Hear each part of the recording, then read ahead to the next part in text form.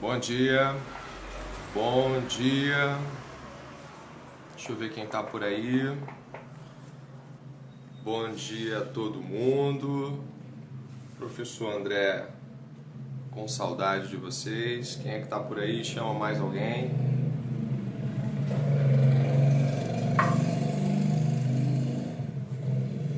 Opa, entrou gente aí, cara. Bom dia! Que bom ver vocês. Tô esperando o povo entrar aí. Bom dia, Igor. Como é que estão aí? Lavar as mãos para ter aula, vamos lá. Vai no banheiro. Bom dia, querida. É muito bom falar com vocês. Estão me ouvindo bem? Gabi, bom dia. Júlia, como é que tá o som aí? Fala comigo. Como é que tá o somzão aí? Tá indo, não tá? Dá um toque aí. Devolve pra mim, por favor. Faz assim, ó. Tá maneiro o som, tá fluindo. Devolve aí pra mim. Vai pegando o teu caderno, vai pegando o teu livro. Júlia, bom dia. Maria, bom dia. Pega caderno, pega livro. Vamos trabalhar. Vai falando comigo sobre o som. Como é que tá o som pra vocês? Tá maneiro? Tá ótimo? Tá ouvindo direitinho? Show. Evelyn, bom dia. E aí, como é que tá esse tempo?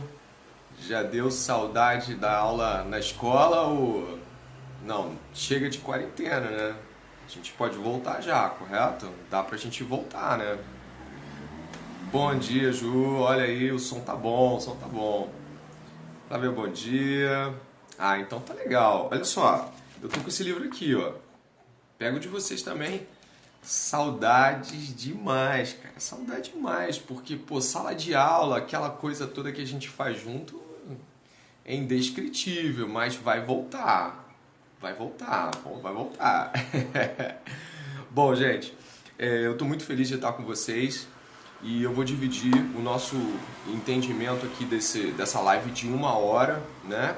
A gente vai ter um tempo de 1 hora para trabalhar e eu vou dividir assim. Nos 15 minutos iniciais, eu vou estar falando sobre aquelas coisas que eu lancei no vídeo e trocar umas ideias. Em seguida, eu abro para perguntas sobre o que eu falei. E em seguida a gente trabalha aqueles exercícios. Quero também um feedback de vocês quanto àquele vídeo que eu os ordenei que vissem. Lembra sobre os fenícios no Brasil? Aquilo ali foi maneiro, cara. Não sei se vocês viram não, mas quem viu deve ter gostado. Recebi trabalhos, tá bom?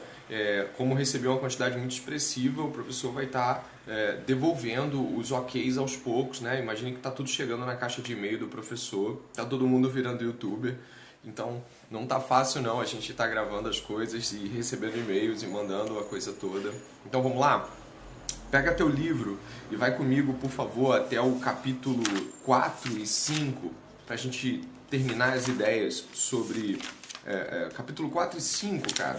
O 4 é Grandes Navegações, o 5 vai partir para Brasil Colonial, de História 1, e depois a gente vai lá para História 2. Fechou? Então tá tudo entendido? Quem entendeu, bota um comentário aí que a gente fixa, tá bom? O professor vai fixar um comentário do que o professor vai fazer nessa aula. Primeiro ponto, a gente vai trocar 15 minutos de ideia sobre o livro. Em segundo, abro para perguntas. Em terceiro, vou nos exercícios e tiro mais trocas de ideias. E no finalzinho a gente divide uma tela que eu quero olhar para tua cara também, aí tu pede uma solicitação. Faz uma fixação aí do nosso trabalho de hoje para que eu possa fazer isso com vocês, ok? Então vamos lá? Capítulo 4, chega nele aqui, ó, Grandes Navegações. O capítulo 4 sobre Grandes Navegações, só para não deixar de esquecer, a gente está falando de Grandes Navegações do século XVI, vai anotando no caderno. Não é qualquer Grandes Navegações, Grandes Navegações do século XIV, XV e XVI, mais precisamente do século XV e XVI. A gente vai estar trocando uma ideia para entender o porquê que esses caras foram para o mar. Eu não sei se vocês se lembram, mas eu estou aqui com um material de slide que eu passei para vocês. Eu coloquei motivos pelos quais esses caras sairiam. E os motivos são de que não tinha muita terra mais na Europa para os caras segurarem a onda, plantarem, colherem. As florestas já tinham sido devastadas. Você não tinha metais preciosos para fazer moeda. Você não tinha material humano para produzir coisas, então eles precisavam de material humano e, é claro, fizeram escravos. Giovana, bom dia, bem-vinda. Então onde a gente entra nisso aqui? Por que se lançaram ao mar? Se lançaram ao mar porque precisavam de matérias-primas. Se lançaram ao mar porque precisavam exportar suas iniciais trocas comerciais com mais países. Se lançaram ao mar porque naquele período o protestantismo, ou seja, a religião protestante, a ideia de cristianismo protestante surgiu na Europa. Então os católicos apostaram em chegar primeiro que os protestantes em novas terras. Também naquele período havia uma troca comercial muito forte com um material chamado especiaria. Tu lembra disso? Especiaria é tempero, é cravo, tapete, um monte de coisa. Especiaria é principalmente coisas que colocar na comida, mas eles também colocavam seda e aspectos desse tipo. Então, comércio, necessidade por expansão religiosa, católica, a afirmação da burguesia como um núcleo de força, vai colocando no caderno aí, vai dando oks, porque eu quero ver se você não voltou para dormir. Então você vai dando ok durante a live, fazendo assim, e fala assim, opa, você tá aí, você não dormiu não. Essa foi a expansão do período das grandes navegações, a gente encontra aí na 42, na 43, 44, 45... Bom dia, Júlia. O principal aspecto que a gente tem que ressaltar é de que 2 países entraram em cena. Será que você sabe que 2 países são? Se você sabe, escreve aí que 2 países são. Esses 2 países, eles ficaram mais à frente dos outros porque eles tinham uma posição geográfica muito melhor. Eles são 2 países da Península Ibérica. Eu estou deixando a dica, eu estou esperando que apareça aí no comentário, para ver se alguém descobre. Eles são países que investiram numa formação de Estado unificado, então aquele papo de feudo ainda existia, mas esses 2 países empurraram o feudo para fora e conseguiram se unificar, conseguiram juntar grana centralmente e apostar nas grandes navegações a partir da figura do próprio rei, aliado com a burguesia. Então as grandes navegações elas foram muito importantes para desbravamento, para aquela protoglobalização, ok? Eu tô vendo aí que tu nem te lembra do teu nome, Luiz, e bom dia. Portugal e Espanha, Flávio, tá certo, cara, é isso aí, Portugal e Espanha. Portugal e Espanha são esses 2 países de que nós estamos falando, sim. Parabéns aí pela resposta. A gente vai caminhando. Portugal se unificou primeiro. Eles expulsaram os muçulmanos e conseguiram uma unificação precoce até para aquele tempo. Uhul, parabéns aí pela resposta. E a Espanha se unificou também naquele período do século XV, né? E eles conseguiram juntar forças com a burguesia. Então, como é que eles juntavam dinheiro para fazer essas navegações? Pegavam o dinheiro da burguesia, apostava na centralidade do rei, o absolutismo estava firme naquela época, os caras saíram para o mar. Então, ao entender essa ideia central, muita coisa já está clara. Tá, beleza? Eu queria que você fosse agora para a história 1, só que no Brasil colonial. Já vou abrir para perguntas, tá bom? Em história 1, capítulo 5, que é esse aqui, você encontra a colonização portuguesa no Brasil. De 1500 a 1530 não aconteceu muita coisa não.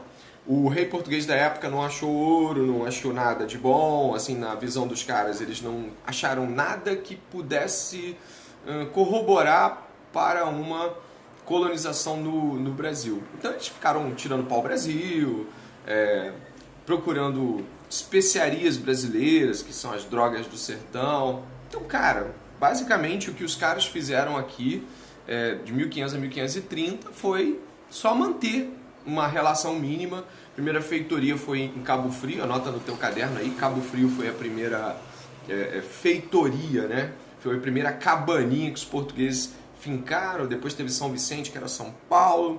E o que é de importante a gente saber desse período? De que nesse período aqui, devido às constantes invasões, tu encontra isso na página 58, o Brasil estava sendo invadido por holandeses, invadido por franceses, invadido por muita gente. E aí, como tinha muitos invasores, os caras decidiram que iam colonizar esse negócio. E fizeram isso em 1530. Em 1534, eles formaram as capitanias hereditárias. Tu lembra do que era a capitania hereditária? Vamos ver se tu lembra mesmo. A capitania hereditária são aquelas 15 faixas de terra no litoral brasileiro, divididas para tentar colonizar, tentar modernizar, tentar civilizar e tentar trazer vida comercial para aqueles trechos. Funcionou? Não funcionou. Duas delas até que vingaram, né? Se você souber aí, vamos ver quem é que eu aposto aí para ver se descobre quais dessas duas capitanias permaneceram. Dá uma chegada aí, manda no comentário se você lembra de duas capitanias que sobreviveram à desgraceira das capitanias hereditárias. Não foi a nossa aqui na região do Rio de Janeiro, não. Chegamos aqui no ponto de que as capitanias hereditárias estabelecem um modelo mínimo de administração colonial. As capitanias não são bem-sucedidas, mas elas pelo menos são faixas delimitadas de terra. Não funcionam.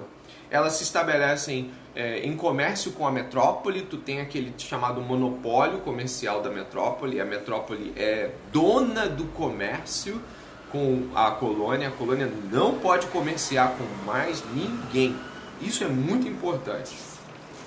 Chega um pouquinho depois, na página 60, tu vai encontrar o governo geral. Como eu te disse, a capitania hereditária não funcionou. Eu coloquei isso lá no nosso slide. Quantos assistiram? Opa, tá indo aí, ó. Pernambuco e São Vicente. Ganhou o troféu Canequinha, parabéns. Troféu Canequinha pra você, Gabi. Tá certo. Ó, tô tomando café, vocês estão tomando também? Depois eu quero dividir a tela aí pra ver como é que vocês estão, tá? Vou dividir um pouquinho, assim, uns segundinhos com cada um aí, quero ver vocês. Bom, 1548 nós tivemos o governo geral. O governo geral, ele foi um governo, né, que a gente encontra aqui na página 60 do livro de vocês. O governo geral, ele foi um governo que buscou de alguma forma dar uma ordem à coisa. Não funcionou, a capitania hereditária não funcionou. No Brasil é assim, as coisas não vão funcionando, os caras vão tentando outra coisa. Então 1548, vamos lembrar tudo? 1500 a descoberta, de 1500 a 1530 nada de colônia, não fizeram nada, só extraíram o pau-brasil e tudo mais, esse tipo de coisa. 1534, capitanias hereditárias. 1548, governo geral. Então a gente tem aí o governo geral, que foi uma espécie de vice-rei, né? O cara era o vice-rei do Brasil, né? Tinha o rei de Portugal e no Brasil tinha o vice-rei. O governador geral, ele trabalhava em prol das capitanias, tentando estabelecer com as capitanias algum tipo de mobilidade e avanço comercial. Então, nesse período, o Brasil se viu dando alguns passos. Como eu disse para vocês, a gente já estava em pleno vapor com a Reforma Protestante. E nesse período da Reforma Protestante, ficou muito importante para Portugal de que o catolicismo chegasse no Brasil e fincasse os pés. E aí teve um grupo católico que foi responsável por estabelecer o catolicismo no Brasil. Mais uma pergunta aí, quem foi esse grupo católico que estabeleceu o catolicismo no Brasil?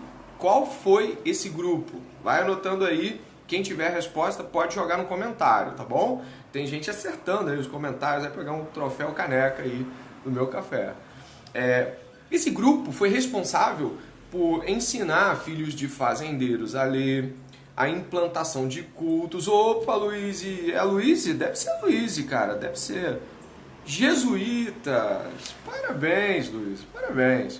Bom, esse grupo católico jesuítas, também conhecido, anote, como Companhia de Jesus, você pode encontrar sim vestibular em Enem, Companhia de Jesus. Esses jesuítas, eles tinham como responsabilidade ensinar os filhos dos fazendeiros. Eles tinham, o troféu canequinha para você, canequinha para vocês. Depois eu quero ver se vocês estão tomando alguma coisa, um café, um chocolate, tá? Os jesuítas foram responsáveis por ensinar a doutrina católica, catequizar índio, catequizar filhos de fazendeiro e providenciar essa unidade religiosa à colônia. Qualquer outro tipo de fé era proibida. E é claro, isso é para barrar o avanço do protestantismo. Anota no caderno, os jesuítas, eu vou perguntar depois, os jesuítas foram importantes para barrar o avanço do protestantismo. Tá indo? Nesse período, o Brasil, então, passou por todos esses desafios, todas essas mobilizações. E eu gostaria agora que vocês pudessem fazer perguntas. Eu sei que tem um delayzinho entre a minha fala e a resposta de vocês, mas eu gostaria que pudessem haver perguntas. Escreve aí embaixo. Vamos lá, hein? Tomando café e estou perguntando. Alguma coisa?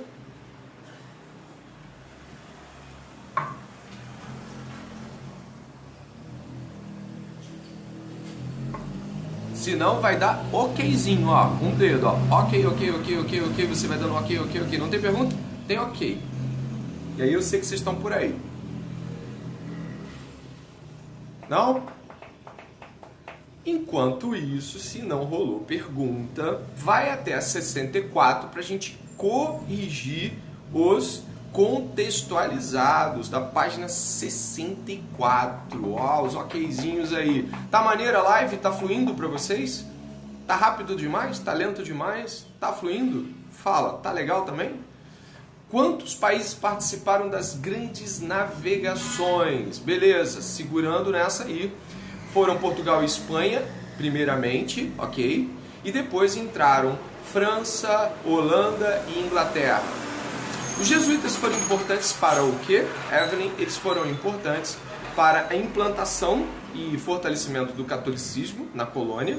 Eles foram importantes para o ensino dos filhos dos fazendeiros, ensinar a doutrina católica e também ensinar a ler e escrever, para aqueles que tinham mais posses. Eles foram importantes também no papel de catequização indígena. Os índios estiveram sendo catequizados pelos missionários jesuítas. Houve um processo, e depois os jesuítas até protegeram os índios dos bandeirantes que queriam apresar, né, capturar os índios também. Mais perguntas? Não? A live está fluindo para vocês? Está conseguindo deixá-los acordadinhos aí às 8h pouca da manhã? Vamos lá, hein? Estamos indo para 8h17. Foi? Ok, os okzinhos significam que esse povo tá vivo comigo aí. Legal, gostei. Página 64. Claro que eu posso repetir. Você está perguntando sobre os jesuítas ou sobre o quê, Júlia? Juliane, o jesuíta. Ah, essa dos jesuítas. Tá, beleza. Vamos lá. Os jesuítas foram importantes para a implantação do catolicismo na colônia brasileira, em outros lugares, eles não vieram só para o Brasil, mas os jesuítas, essa companhia de evangelização, foi importante para fincar os pés do catolicismo no Brasil, em meio a um tempo onde os protestantes, Martinho Lutero, os protestantes que romperam com o catolicismo, eles estavam vindo para o Brasil também. A gente tem relatos de protestantes vindo para o Brasil. Então os jesuítas barraram o avanço dos protestantes nesse período. Os jesuítas ensinaram a ler, ensinaram a escrever e catequizaram índios. Então eles tiveram essa força educacional muito ativa. Respondido? Respondido, Júlia? Se tiver respondido, dá o okzinho. O okzinho é sinal de que as coisas estão indo. Beleza? Tá anotando no caderno? Tá tudo fluindo aí pro teu lado também? Então vamos lá. Esse é o nosso encontro essa semana, sabe? Eu vou mandar mais um vídeo para vocês lá. Eu espero que tenha sido bom, tenha ajudado, mas o nosso encontro pela live é muito importante. Isso aconteceu em que ano? Olha, os jesuítas vieram para o Brasil depois do governo geral, se não me falha a memória, 1500 e... deixa eu ver aí, 40 e... Deixa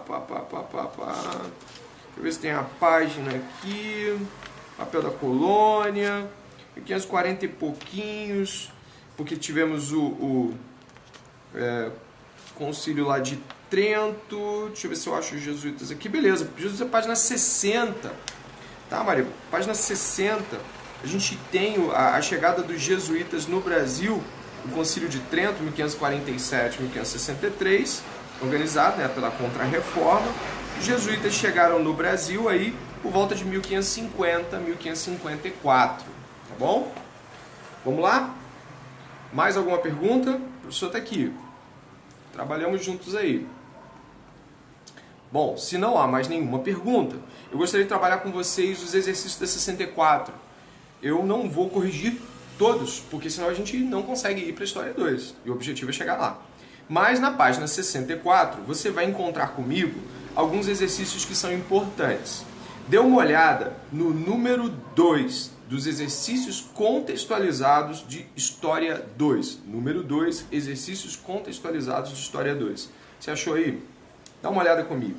Diz assim, ó, a colonização portuguesa no século XVI se valeu de algumas estratégias para usufruir dos produtos economicamente rentáveis no território brasileiro e de medidas para viabilizar a ocupação e a administração destes. São exemplos dessa estratégia e dessas medidas respectivamente. Já volto no governo geral, Evelyn. Quais dessas medidas nós encontramos dentro das medidas de ocupação do governo geral? Muito importante, a cana-de-açúcar. Letra D.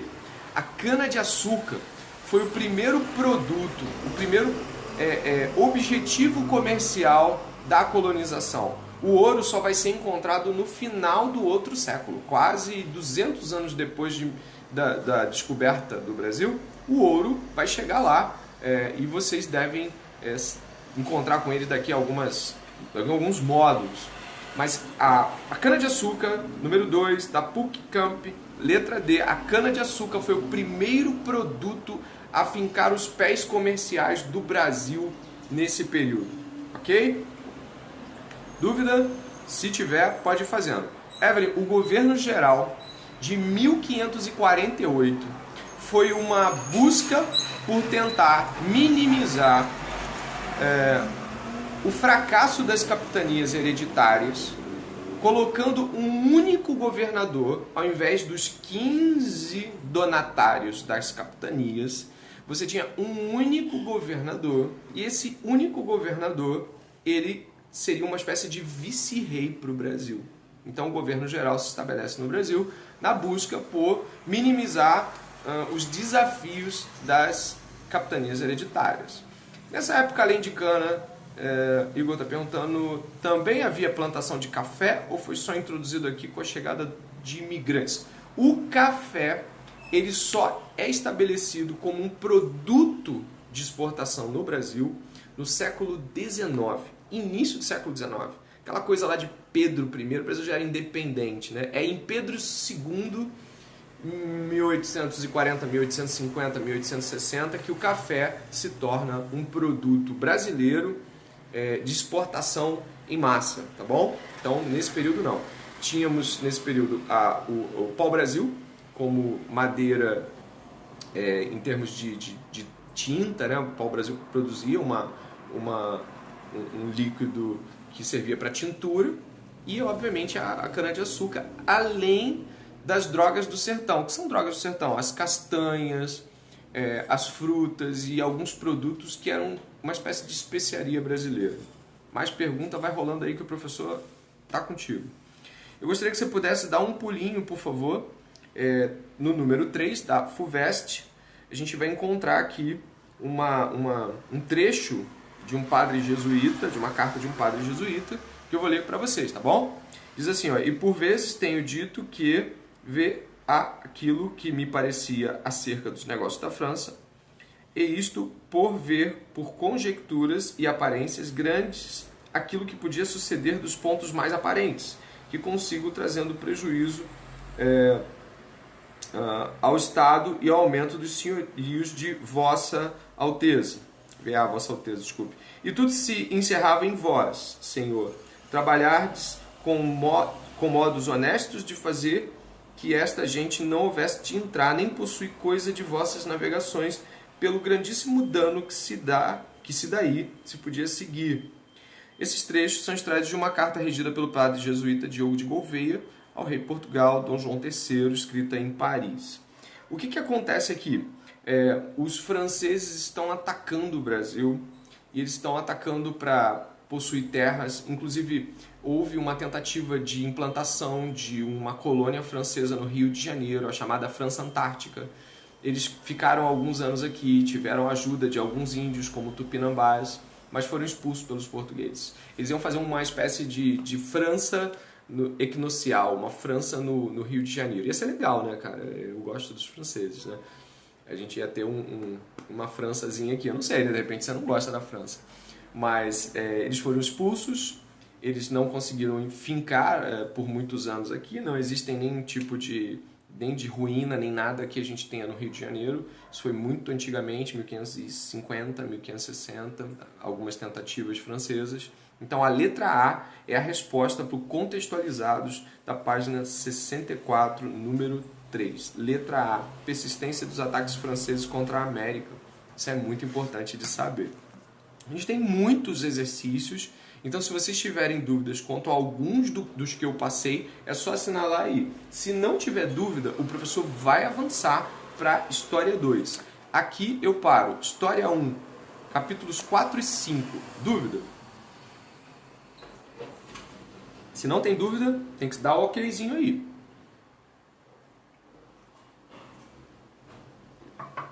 Vamos lá? Estou passando, tem um delayzinho aí de tela, eu sei que nem todo mundo consegue aí falar rápido por conta desses segundos de diferença entre a emissão do som da imagem e tal, mas está fluindo, né? Júlia também. Tu tinha marcado E nessa, né? Tu tinha marcado E? Deixa eu ver o que é a E. Deixa eu ver a E. Manifestação de um conflito entre essa recém-criada ordem jesuíta e a coroa portuguesa. Não. Ó, esse conflito com a coroa portuguesa só vai acontecer, o jesuíta só vai acontecer lá no período do Iluminismo. É um período onde nós vamos ter um confronto entre a coroa portuguesa e os jesuítas, século XVIII. Então anota aí que o confronto fortíssimo entre a coroa portuguesa e os jesuítas é século XVIII. Fala, Evelyn. Qual você quer? É algum número especial? Algum professor do Contextualizados? Não ficou claro para mim não. Me ajuda aí para te ouvir melhor. Tá bom? Senão a gente vai passando para a História 2. Certinho aí, 8h27, metade do tempo usado. Fala comigo. Evelyn. Onde eu chego aqui? Vocês lembram do material que eu coloquei à disposição? Quem chegou a ver o documentário sobre os fenícios que o professor mandou para os exercícios? O que você achou desse documentário? O que você achou interessante? Gostou? Como é que foi? Eu coloquei aquele documentário para vocês verem como nós desconhecemos aspectos simples, como por exemplo a Pedra da Gávea, e como a Pedra da Gávea tem marcas históricas de um processo que nós não conhecemos, né? Que são povos extremamente antigos, 600 anos antes de Cristo, estavam por aqui. Evelyn, número 6, que você quer. Dentre as características gerais do período pré-colonizador, destaca-se a letra C. Letra C. A montagem de estabelecimentos provisórios em diferentes pontos da costa, onde eram amontoadas as toras de pau-brasil. Então, período de pré-colonização, Evelyn, é o período que consta de 1500 a 1530. Nesse período de pré-colonização, nós temos a extração do pau-brasil como sendo a principal atividade comercial da colônia. Ok? Espero ter respondido. Não tem problema de estar demorando não, fique tranquilo. Vamos passando aí para a formação dos estados modernos. No final eu abro para mais comentários, inclusive os comentários sobre o vídeo sobre os fenícios. Na página 111 nós encontramos a formação dos estados modernos. Gostaria que vocês pudessem ir lá em História 2, capítulo 5, página 111. Nós encontramos essa formação, vai dando os okzinhos, que eu preciso muito dos ok's de vocês, preciso saber se está todo mundo aí ligado. Vai dando os ok's, o professor tá assinalando isso, tá bom? A formação dos estados modernos. O que é estado com letra maiúscula? Estado com letra maiúscula é país. Estado com letra maiúscula é uma nação. Não é como aqueles estados, estado do Rio, estado de São Paulo. É estado de uma maneira diferente. E esses estados que nós encontramos aqui são estados modernos. Obrigado aí pelos oks. Esses estados modernos são estados que parecem ser com os de atualmente. Eles estão estabelecidos num governo centralizado. Você tem a figura do rei como uma figura central. O rei recebe os impostos, o rei recebe todos os apoios financeiros para que ele possa estabelecer um exército forte. E esse exército forte, ele consegue fazer uma manutenção de paz, ou estabelece um conceito de paz, ou pelo menos um conceito de minimização dos conflitos regionais. Como isso aconteceu? Houve um enfraquecimento do feudalismo. O feudalismo era aquele processo onde nós tínhamos pequenos núcleos de terra governados por senhores feudais. Você deve lembrar disso. Esses pequenos núcleos de terra, que eram concessões do rei, eles eram muito fortes, mas não havia comércio, não havia quase comércio, não havia fábricas ou qualquer coisa desse tipo. Era tudo para viver ali mesmo no feudo, viver bastante tempo e morrer, e viver e morrer, e passear, e aquilo ser transmitido de pai para filho, e os servos que não eram escravos viviam ali. Mas durante o período das cruzadas, mais ou menos aí 1000, 1100, 1200, houve uma abertura comercial, as pessoas começaram a passar. Eu estou falando da formação dos Estados modernos, capítulo 5, História 2, página 111. A formação dos Estados modernos, então, contou com um reaquecimento do comércio. Quando o comércio reaqueceu, os burgueses, os comerciantes, ganharam força e cresceram, e os senhores feudais diminuíram. E com o crescimento dos burgueses e o decréscimo de influência dos senhores feudais, o que você tem ali nesse período? Você tem uma necessidade de que alguém proteja os burgueses, que não são, os burgueses não são nobres necessariamente, mas são gente que agora tem dinheiro para pagar, mas eles preferem comerciar ao invés de montar seus próprios exércitos. Então a figura do rei cresce como sendo aquele que, recebendo impostos, faz um exército e protege os burgueses. E aí o rei fica forte. O rei usa de que modo esse imposto?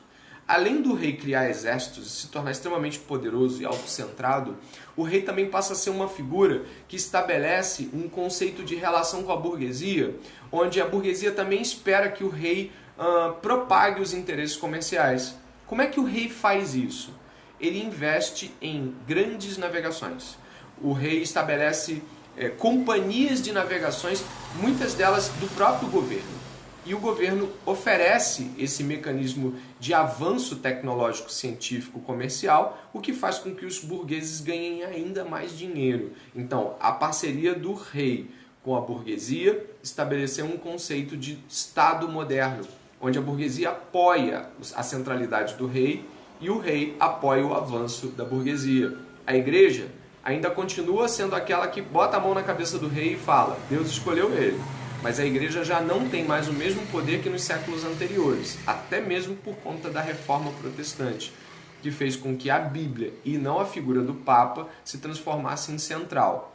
Nesse período da reforma protestante, houve também um avanço da burguesia, que se viu livre para comerciar, sem precisar consultar a Igreja Católica em tudo.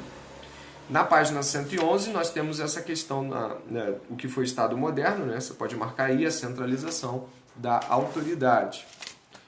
Os dois casos iniciais foram Portugal e Espanha. Portugal, ele se estabelece como um Estado moderno, primeiro do que a Espanha. É o caso ibérico, como nós vemos na página 112. Ambos conseguiram fazer com que os seus reinos colocassem à disposição do rei, e não mais de seus próprios conceitos de pequenos reinos, mas à disposição do rei o seu controle. O que o rei fez com os impostos, Evelyn? O rei, ele pegou os impostos e reverteu em exércitos do rei, exércitos de proteção para que o poder central se tornasse efetivo, e investiu em tecnologia náutica, investiu em navios, investiu em companhias de comércio, e isso era favorável para o burguês. Na página 113, nós temos o estabelecimento disso também na Inglaterra. A Inglaterra teve um período mais comprido de progressões, né? A gente vem desde o século XIII, XIV, XV, onde a burguesia e os menos importantes, os menos elitizados começaram a ganhar muito mais voz, até que uma Carta Magna se estabeleceu. Nós temos aí mais ou menos no ano de 1215, nós temos uma Carta Magna, uma espécie de protoconstituição, onde o rei teria que se submeter a esta Carta Magna. O que o rei fez com os impostos, a Evelyn já respondi. Centralização do quê? Bom, a centralização, Maria, é a centralização da autoridade de um rei sobre todo um pedaço de terra e não mais os senhores feudais. O rei cresce e os senhores feudais diminuem de poder. A autoridade do rei passa a ser uma autoridade inquestionável, ok? Estou respondendo aí. As perguntas estão muito boas, continuem fazendo. Eu avanço com vocês para o caso da França, onde nós temos aí, no período da França, algo importante, porque tanto a França quanto a Inglaterra estavam envolvidas uma contra a outra em uma guerra chamada Guerra dos 100 Anos.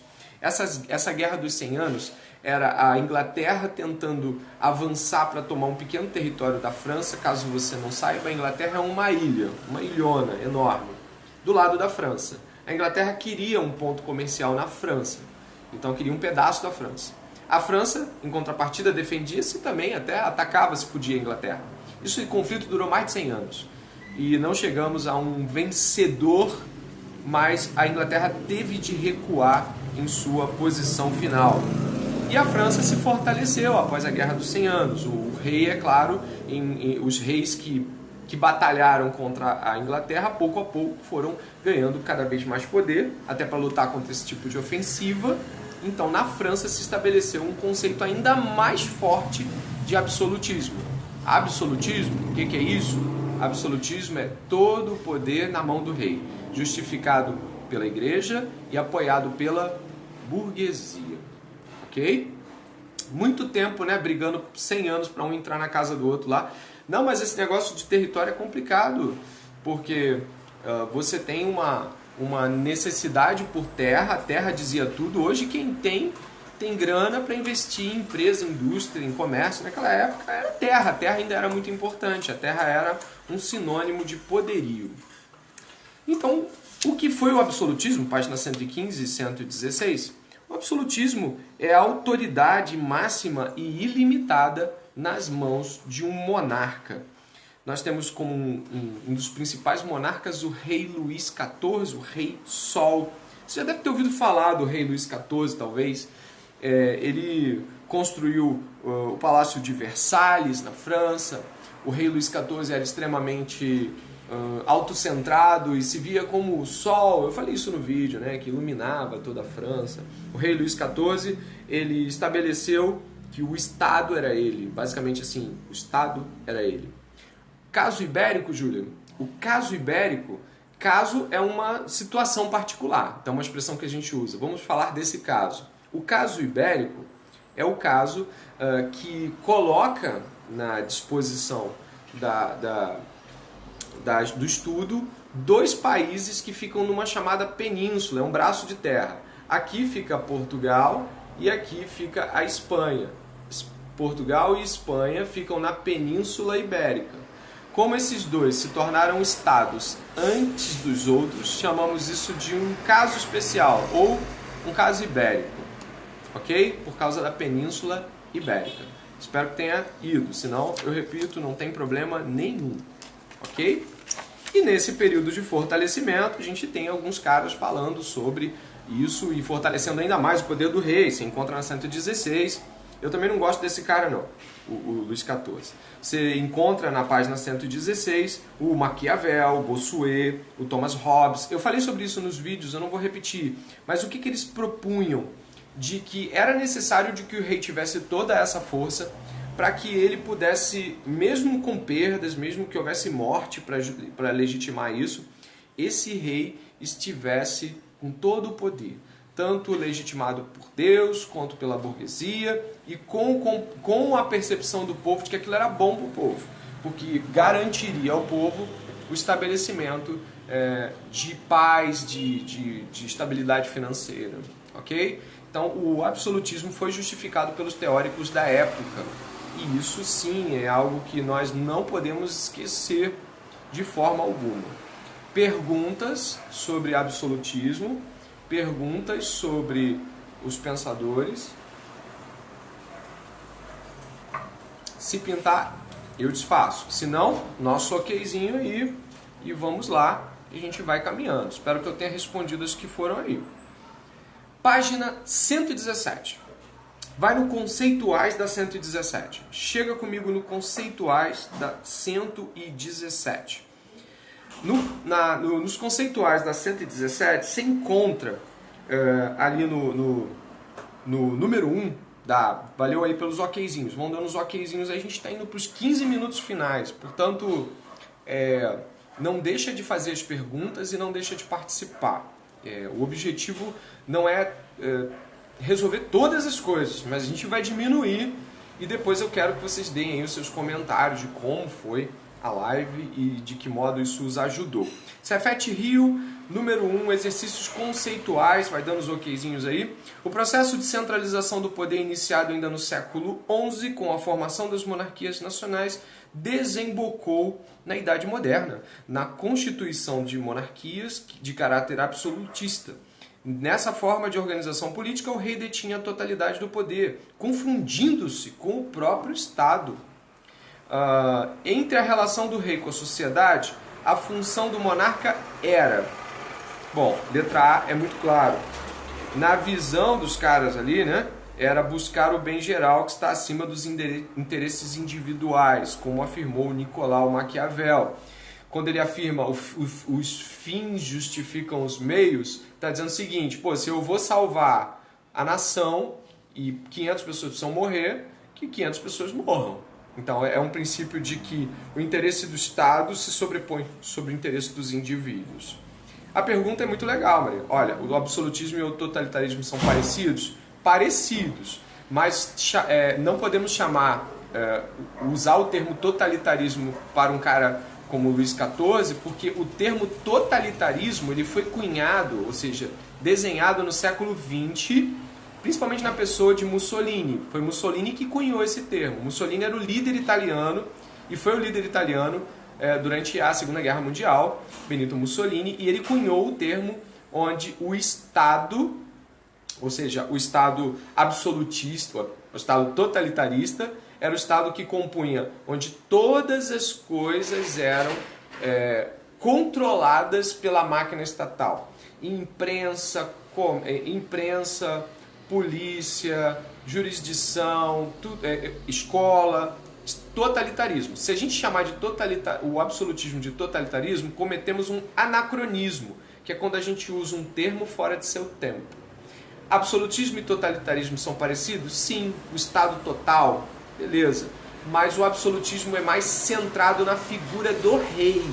O rei é a lei. E no conceito de totalitarismo, apesar de você ter líderes carismáticos, como por exemplo Hitler e o Mussolini, ainda assim você tinha um conceito, uma espécie de ideia de nação.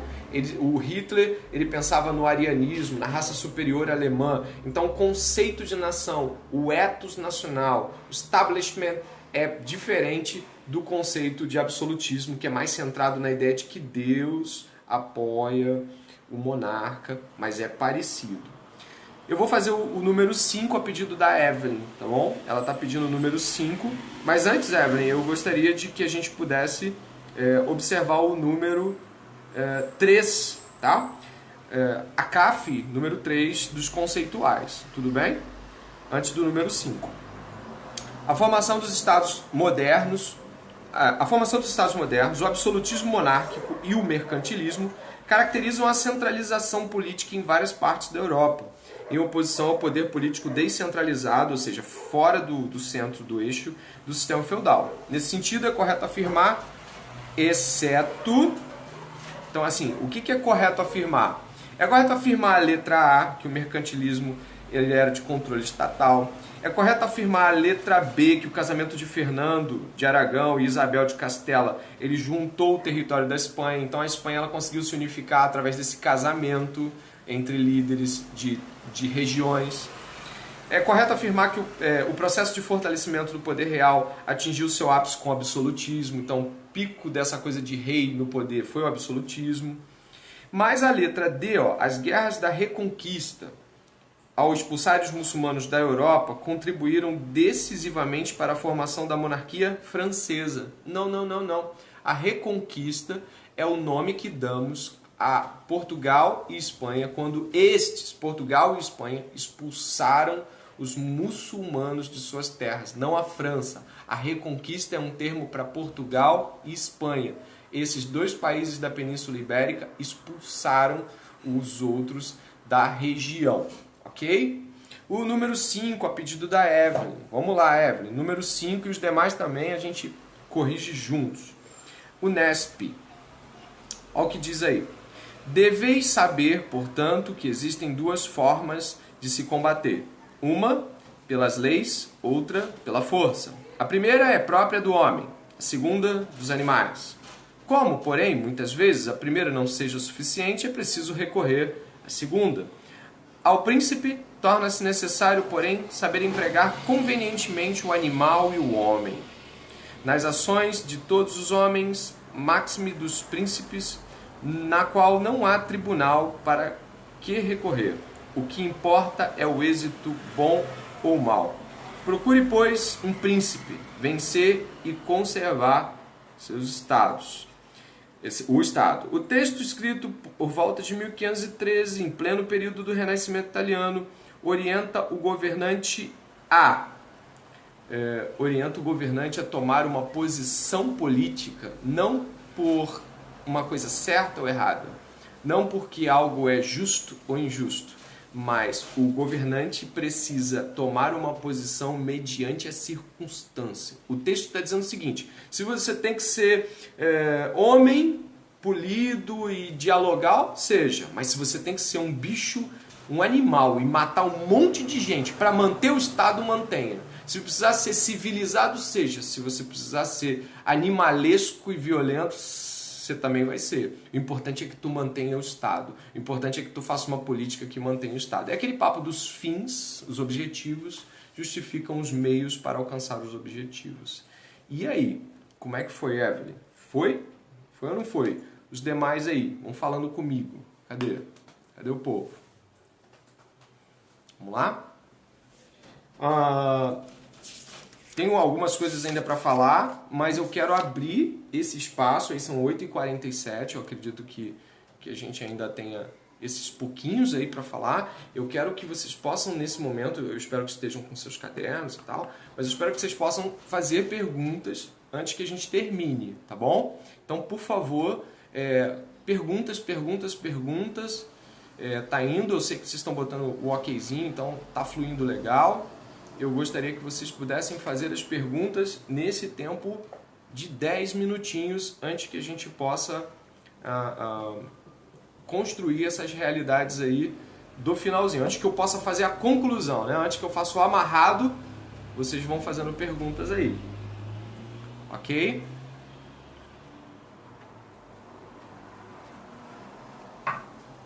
Tá indo, né? Tá indo. Bom, vamos lá.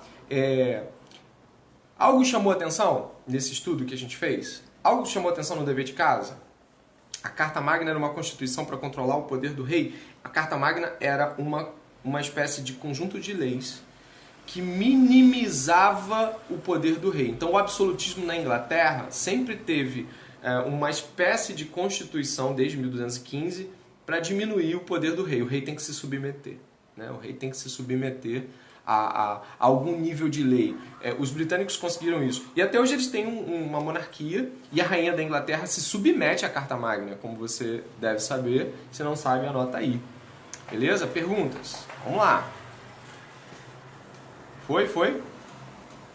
Tô aí te esperando. É só fazer. Vamos lá.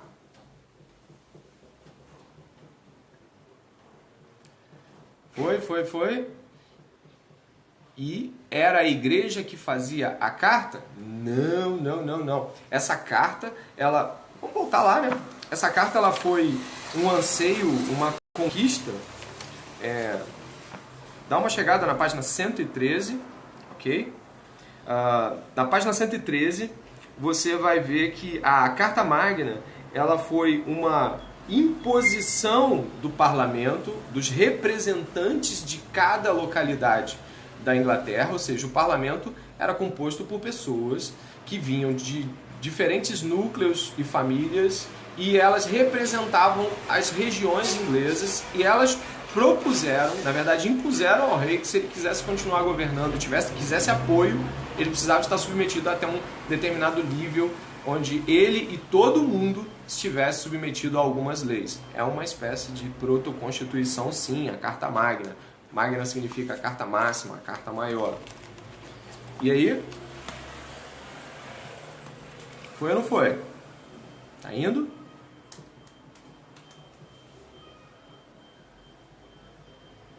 Ok. Bom, a gente está indo para os finais. Antes de eu fazer a conclusão, eu queria que você pudesse pedir uma solicitação de participação e fazer um comentário do que chamou a sua atenção. Professor, eu gostei disso, eu gostei daquilo, eu gostei do vídeo que o senhor mandou ver. Então, a Guerra das Duas Rosas, Evelyn, a Guerra das Duas Rosas, vamos lá, voltando, foi um conflito entre duas famílias. Dá uma chegada comigo na página 113. A Guerra das Duas Rosas foi um conflito entre os York e os Lancaster. Os York e os Lancaster, eles lutavam pelo poder da Inglaterra. Essa guerra era representada por duas rosas porque o emblema de cada família era um brasão de rosa. Você encontra aqui os Lancasters de rosa vermelha e os York de rosa branca. Não sei se você achou aqui, mas esses caras eles tinham esse conflito e foi um conflito importante para a fundamentação desse período. E aí? Algum comentário? Alguma coisa que ficou mais marcante? Foi interessante? Aparece um pouquinho aí para os seus colegas também. Aparece para mim. Vê quem está podendo aparecer e botando as caras aí. Pede uma solicitação que eu deixo aí. E nessa solicitação você diz o que chamou a sua atenção antes do professor fazer o arremate, antes do professor fazer a conclusão. Cadê vocês? Vocês estão me vendo, mas eu não estou vendo vocês. Então, pede aí uma solicitação de participação rapidinho, rapidinho, só para fazer um oi, um tudo bem e falar o que ficou legal. Vai, vai, vai, vai. Pede aí, quem é o primeiro aí, quem vai dar as caras aí, quem consegue, né, também nessa hora de manhã, aparecer e meter as caras no vídeo aqui do professor. Deixa eu ver quem é que vai aparecer, quem é a primeira pessoa aí a pedir uma solicitação. Deixa eu ver, deixa eu ver, deixa eu ver. Tá indo pelos comentários aqui. Eu tô já arrematando, esperando a conclusão. Cadê vocês? Cadê? E aonde é que tá aí?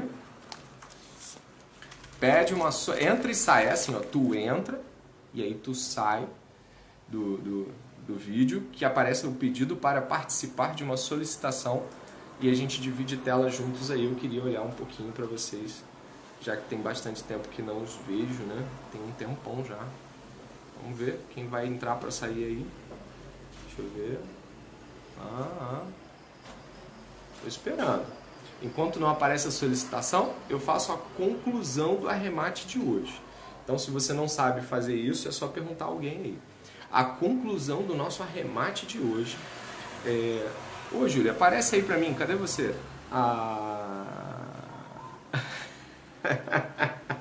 Tá todo mundo com o cabelo pro alto? Eu boto o meu pro alto também, vocês aparecem juntos, cara. Penteio o cabelo e aparece aí, cara. Maneiro, maneiro. Mas tem que ter um corajoso. Uma corajosa. Vê se tem aí. Eu não sei não, hein. Vai ter gente penteando o cabelo pra eu ver aí. Mas não tô preocupado com seu cabelo não, cara. Eu também só penteei pra falar com vocês, né. O arremate disso que a gente tem agora é de que as grandes navegações mudaram o mundo. Mudaram o caráter de todas as coisas que nós conhecemos. Elas geraram um processo de globalização que foi extremamente transformador. O mundo mudou após as grandes navegações. O mundo se transformou em um mundo mais globalizado, um mundo onde as atividades comerciais se tornaram preponderantes. Paulatinamente, o comércio vai ganhando um espaço tão grande que aos poucos as terras, embora sejam importantes, elas já não são tudo que essas pessoas podem admirar e querer. Eu vou concluindo por aqui e eu espero que vocês tenham gostado da aula. Se não conseguem fazer a participação porque os cabelos estão levantados, anotem aí, coloquem seus comentários, o que vocês acharam mais legal, o que vocês acharam mais interessante. E convidem os outros colegas a participarem da nossa próxima live. Espero que tenha sido bom. Para mim foi muito bom poder falar com vocês um pouquinho. Foi proveitoso pra caramba. E eu peço que continuem estudando. Esse tempo vai passar, é um tempo difícil sim, mas ele vai passar. E eu espero que quando ele passe, a gente dê mais valor a tudo aquilo que a gente tem em sala de aula. Eu também amei a aula, eu também amei estar com vocês, foi muito bom. Eu gostaria que vocês estivessem firmes aí. Eu acredito que a próxima live seja exatamente no mesmo horário, mas se não for, a professora Flávia deve estar informando sim. Foi muito bom sim, eu agradeço. E se vocês tiverem qualquer dúvida, vão lançando no e-mail e a gente consegue. A live foi perfeita, né? Saudades, também saudades de vocês todos. Um forte abraço. Ajuda a família aí, tranquiliza todo mundo, estamos caminhando junto nessa aí, vai passar, tá bom? Um beijo para vocês.